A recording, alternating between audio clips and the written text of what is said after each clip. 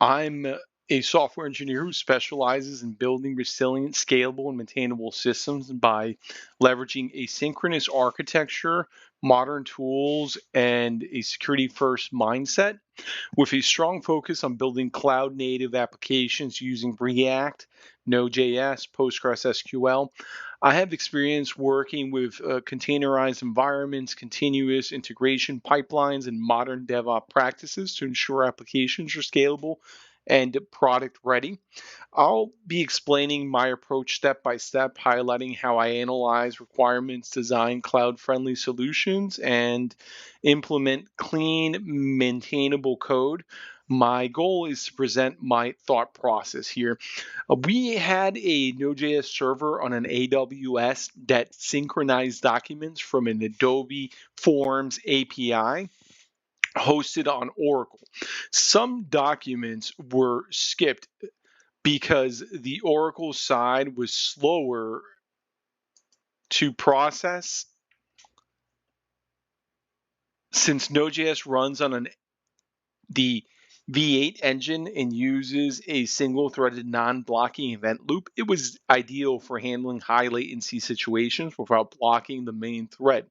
We re architected this service to use asynchronous queues with concurrency control so that each request wouldn't wait for the slowest one to finish.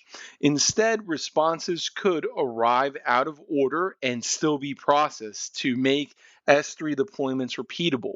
We updated the CloudFormation YAML template to provision buckets and IAM roles automatically, including lifecycle policies for document versions.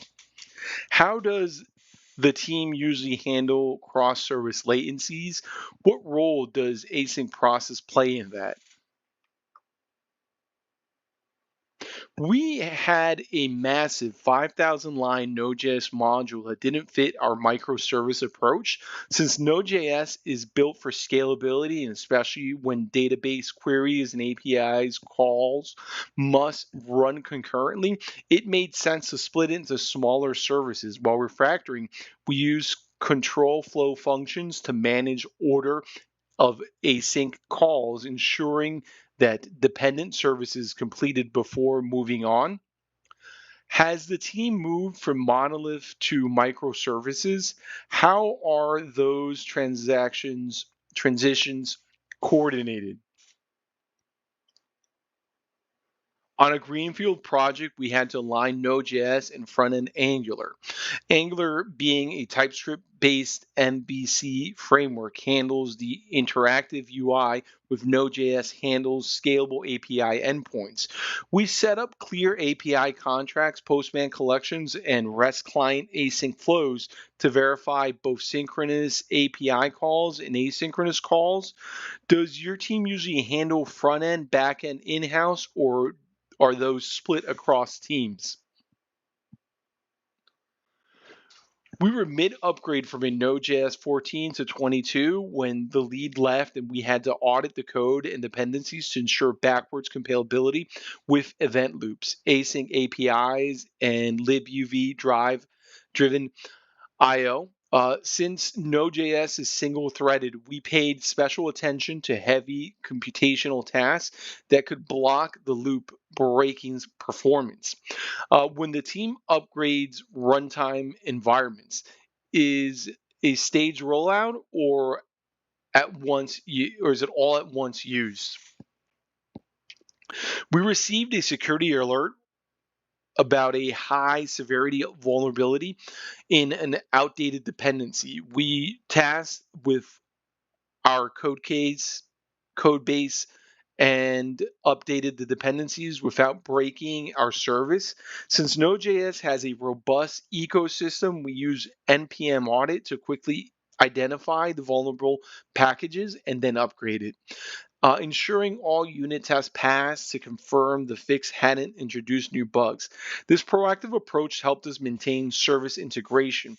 What's the team's process for handling security vulnerabilities? What roles do automated scans play in that process? We found our UI was lagging because it was making multiple small API calls instead of a bulk load. Since Node.js handles non-blocking I/O well, but each network call still has overhead, we consolidated requests into a single async call that preloaded all reference data using the stream and buffer classes. How does the team monitor and tune API performance? When we lost Postman access and didn't want to pay for Thunder client, we wrote a Python script to convert Postman collections to REST client format automatically. This preserved asynchronous test flows and module.exports behavior. How has the team had to adapt quickly to tooling changes mid-project?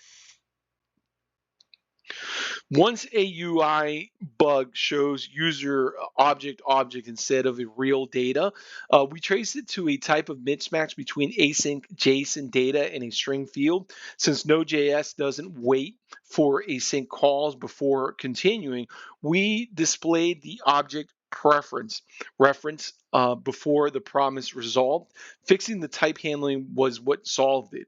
What's the team's process for urgent bug fixes?